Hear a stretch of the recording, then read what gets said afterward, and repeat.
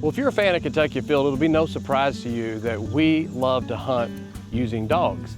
I personally own dogs, and that makes the experience so much more exciting to be in the field with a dog. So today, I have a professional with me who is a semi-retired veterinarian as well as a dog trainer, and you just have spent a lifetime around dogs. Dr. Heye, how are you doing today? I'm doing great. So many people own dogs, but if you're a hunter and you have a dog, there's certain things you need to know about your dog's health and conditioning and nutrition. So let's talk a little bit about how you should manage that hunting dog both in season and out of season. Yeah, it's real important for them to be as healthy as possible, especially during the season, so you want to keep them that way throughout the year. About 3 things that you can really do to help is feed them well and feed them a good plane of nutrition. It's well worth the money to use dog food that's been researched and developed by companies that know about and work with sporting dogs. Another important aspect is maintain their level of activity and keep them in good shape. You can do that a number of different ways throughout the year, because when it gets to be hunting season, you want them in top flight shape to enjoy the hunt with them. One way I do it is train them year-round and also compete in field trials and hunt tests, and there's a number of different activities for almost every breed of dog, a sporting dog. It's fun for the dog and for the family to participate in. I encourage people to do whatever they're interested in, including especially beagles, to keep them in shape and if possible compete with them. Beagles can put on some weight, especially older beagles. If you keep feeding them the exact same amount, they can put some weight on pretty fast. Activity. Yeah. So you have to be careful with that, the food intake, and you might have to reduce it during the off season and feed a restricted amount and try to maintain their weight. And there's other things you can take them for walks and swim. I had a beagle that he swam all the time with my other dogs. And so that's important even in the off season to maintain their weight, and throughout their life, that's going to help them live a better life and be able to enjoy the hunt. The third aspect of maintaining would be the health and prevention of disease processes, including ticks and fleas, heartworms, internal parasites, and vaccinations are all extremely important to help the dog throughout its life.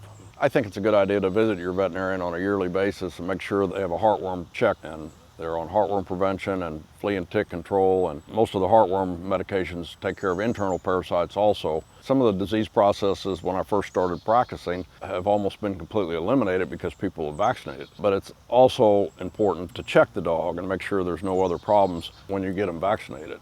Check the heart, check the skin, check the ears and eyes and teeth. That's important, as well as getting the vaccine. There's a lot of ways to handle fleas and ticks. What do you kind of recommend as one of the best ways for a sporting dog? There's a number of different products on the market, including injectable medications that last 6 months or a year for heartworms, and flea and tick medications that are both topical and oral.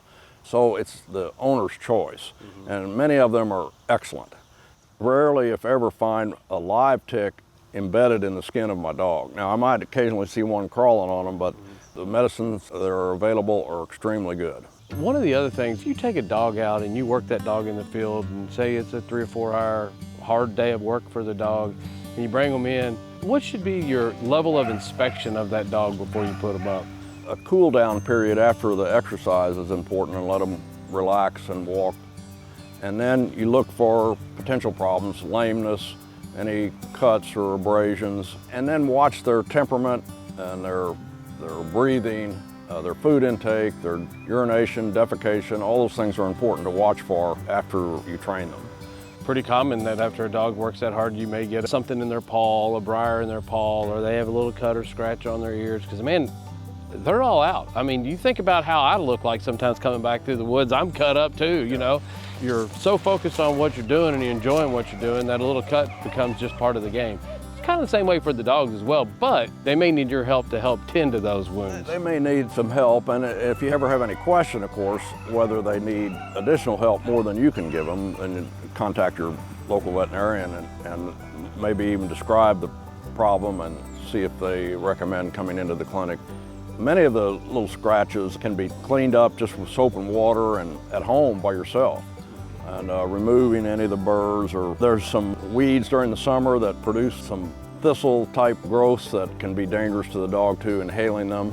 And so that's something to be aware of also. Any other tips for us, dog hunters out there, things that we should consider when it comes to training our dogs both off-season and in-season? My philosophy is don't train for tomorrow, train for the dog. If you have a 13-month-old dog, you want to train for a 2, 3, 5, 7-year-old. So they learn over time, just like going to school, kindergarten, grade school, high school.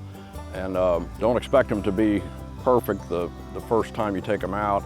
It's good to take them out in a controlled situation when they're first experiencing the hunt, and you can control the situation. So there's not 10 dogs running and people shooting everywhere for the beagles. You can control the situation and have them have good experiences. As far as working and training a female dog during her heat cycle, is there any precautions you should take there? Well, of course, keep an eye on them. Most of the people that I work with continue to train their dogs during the heat cycle. Sometimes train them after they train the male dogs so that there's no interference with that. The question everybody wants to know, male or female dog, which one makes the better hunting dog? Statistically, in competition, in hunt test and field trial, the males are slightly more popular than the females, but it may be just because of the heat cycle twice a year that they're not able to compete during that time period. So you've had great both males and females? Males and females. Me too. I tend to like the females, but I've had both. Well, as a dog owner and a hunter myself, it's really great to get out here with a veterinarian and a passionate dog lover and trainer to kind of get your take on overall dog health and what we should be looking for. Thank you so much. You're welcome.